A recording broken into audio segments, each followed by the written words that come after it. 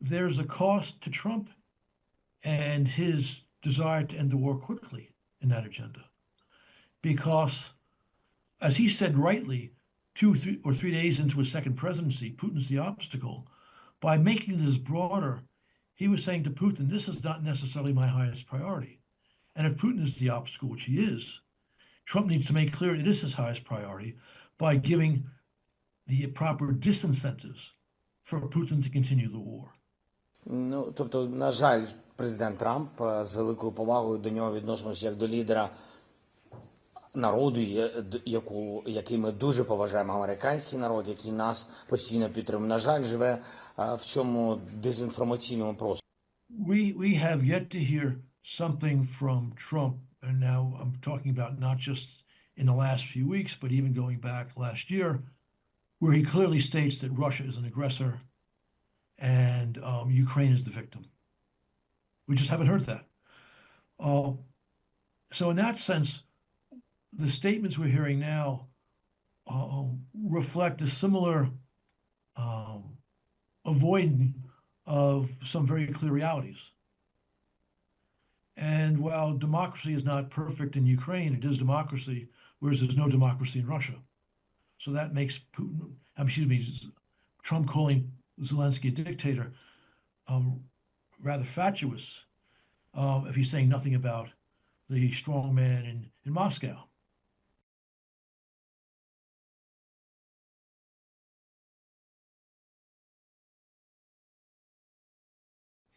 But the nastiness of these personal exchanges, well, we know that Trump has long had a penchant for labeling other figures internationally, nationally in the United States with colorful names and insulting names, right?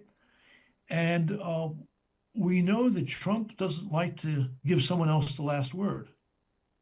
And Zelenskyy, who's really fast on his feet, is also used to not being insulted or in some way attacked without responding.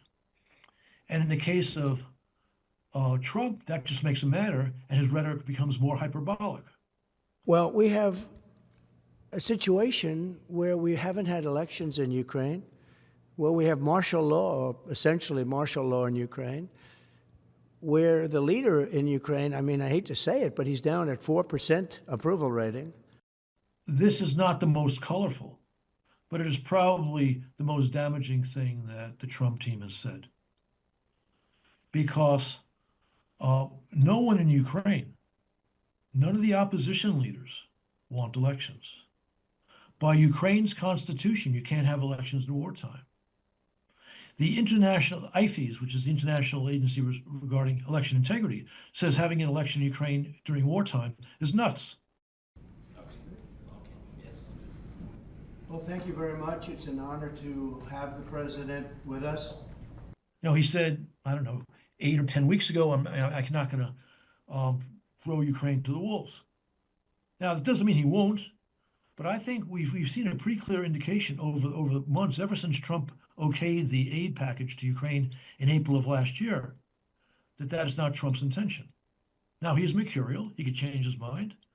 I think there are people around him who don't understand how important it is to American interest that Putin not win his war in Ukraine and take over the country effectively, which is what would happen if we simply stopped aid to Ukraine.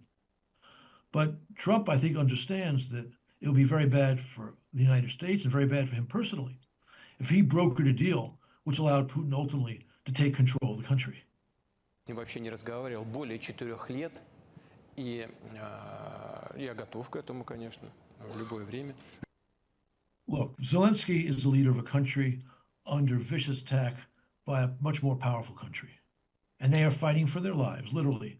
And they've been able to do very well because they've had substantial support from the United States, from Europe, and from others. Given some of the statements coming from, I would say, Trump's entourage as opposed to Trump himself, I understand their skittishness about ongoing support with the new president. Although I've given you reasons to think that I think this is probably going to happen. They're going to continue to get that support. So when these talks, the first real talks with Russia occur, and Ukraine's not there, I understand their nervousness. But I think they may have been overly excited about this. And I don't think that the commentary has been helpful to their own position.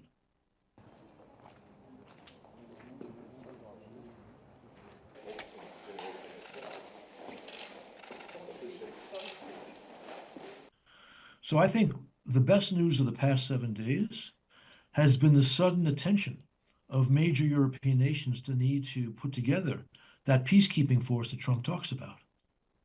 Trump was pleased by the fact that you had these 2 meetings now in Western Europe to make progress on this. But this issue was nowhere 2 weeks ago. And now it is somewhere. I mean, obviously, it's just a start, but it's a very good start.